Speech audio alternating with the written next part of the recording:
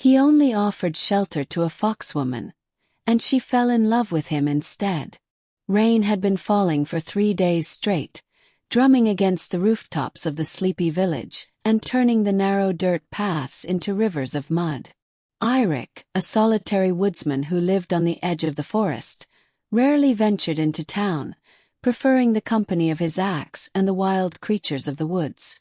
That evening, as he returned from cutting firewood, he spotted a strange figure crouched beneath the crumbling archway of his porch. The figure was small, delicate, and strangely ethereal. Silver hair clung damply to her face, and a pair of amber eyes glowed softly in the dim light. Most remarkably, a bushy fox tail swayed behind her, twitching nervously. Eirik froze, unsure whether he was dreaming. You're soaked," he said finally, his voice rough from disuse. "Come inside before you catch your death." She hesitated, ears flicking back, then stepped forward. Her movements were graceful, almost feline. Thank you," she whispered, her voice like the rustle of leaves. "I didn't know where else to go." Eirik offered her a towel and a spot by the fire. He didn't ask questions. It wasn't every day that a foxwoman, an actual Kitsune, he realized as he watched her carefully, wandered into his life, and he wasn't about to turn her away. For days she stayed in his cabin, drying her fur and regaining strength. She barely spoke, save for the occasional soft comment or quiet laugh when he told stories of the forest. Eirik noticed that she watched him closely, her golden eyes following each movement with keen interest. One evening, as the fire crackled and the storm raged outside, she ventured a question. "Why are you helping me?" she asked. Her tail swished nervously behind her. Eirik shrugged, chopping a small log with careful precision.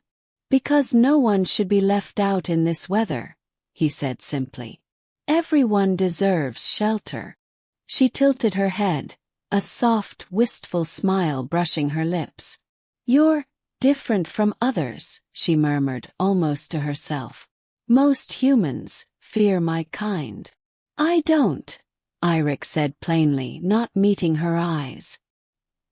He didn't elaborate, but something in her expression softened, and she moved closer to the fire, letting the warmth seep into her bones. Days turned into a week. She helped around the cabin in subtle ways, gathering herbs from the forest, mending torn blankets, even learning to cook simple meals. Eirik watched her, noting the way her ears twitched when she was concentrating, the soft brush of her tail against the floorboards. He didn't know if he should feel protective, fascinated, or something else entirely. One night, the storm finally broke, leaving the forest shimmering with fresh rain. The foxwoman wandered to the edge of the porch, gazing at the moon reflecting off puddles.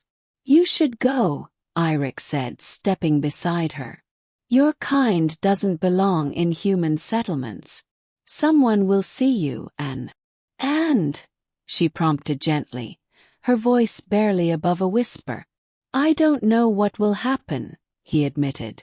She turned to him, amber eyes glinting with an emotion he couldn't name. "I don't want to leave," she said softly. "Not here. Not with you." The words struck him like an arrow. He felt a warmth in his chest he hadn't known before, a sense of connection that went beyond mere compassion. "You don't have to leave," he said finally, unsure why he spoke, yet certain it was the truth. For the first time since she arrived, she smiled fully, a radiant, unguarded expression. Then, "I'll stay," she said. And in the quiet, under the silver gaze of the moon, she leaned closer, her head brushing his shoulder in a simple, intimate gesture. Over the following weeks, their bond deepened. She showed him ways to read the forest, to move silently, to notice things he had never thought about. He taught her the rhythm of human life, how to cook over the fire, how to mend and shape wood.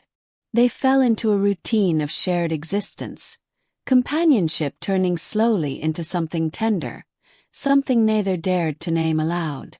One morning, as Eirik chopped wood at the edge of the forest, she padded silently behind him, her tail swishing lazily. "Eirik," she said, voice trembling slightly. I love you." He froze mid-swing, the axe hovering above the log. He felt the words echoing in his own heart, a truth he had buried beneath caution and solitude. I feel the same," he admitted, dropping the axe. He pulled her close, careful not to startle her, and held her as the wind stirred through the trees. From that moment life changed. They were no longer just a man and a mysterious foxwoman. They were a pair, bound by choice and by heart. The forest seemed brighter, the nights warmer, the silence of the cabin no longer lonely. The villagers occasionally whispered about the foxwoman, but Eirik paid them no mind. He had offered her shelter once, expecting nothing in return. But she had given him a gift far greater than he could have imagined, her heart. And he, in turn, found that he had given her more than a roof over her head. He had given her a home in his life, in his soul. As the seasons turned, their love endured. She would sit by the fire at night, resting her head on his shoulder, and he would marvel at the improbable, beautiful reality of their life together. A man who had offered shelter to a foxwoman had discovered that love often comes quietly, unexpectedly, and forever changes the world. And in the quiet cabin at the forest's edge, they lived, not as human and Kitsune, but simply as two hearts intertwined, where shelter had become sanctuary, and kindness had blossomed into love. From that moment on, life at the cabin changed in ways neither of them had anticipated. The foxwoman no longer moved cautiously or stayed in the shadows. She laughed freely, shared stories of the forest, and followed Eirik on walks through the woods, her golden eyes shining with curiosity and trust. One crisp morning, as the sun spilled gold across the forest floor, she brushed past him and whispered, "Eirik, I think I love you." His heart skipped a beat. The words he had longed to hear mirrored feelings he had barely admitted even to himself. I feel the same," he murmured, drawing her into an embrace as warm and steady as the hearth fire they had shared so many nights. The forest seemed to celebrate their union. The wind rustled with gentle applause, and even the birds paused to watch them. For Eirik, the foxwoman was no longer a mysterious, fragile guest. She was his partner, his companion, the pulse of life that made the cabin more than just a shelter. Though the villagers whispered and cast wary eyes at the unusual pair, it mattered little. Love, he realized, was not about conformity or expectations. It was about connection, trust, and choosing to protect each other, rain or shine, storm or calm. Evenings were spent side by the fire, her head resting against his shoulder, his hand brushing the tip of her tail.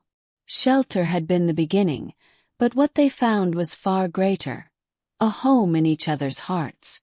Eirik had offered kindness once, expecting nothing in return. Yet it had blossomed into love, unassuming but enduring, a bond that neither human nor fox could have foreseen. And in that quiet cabin on the edge of the forest, they lived not as two separate worlds, but as one, forever intertwined, forever home.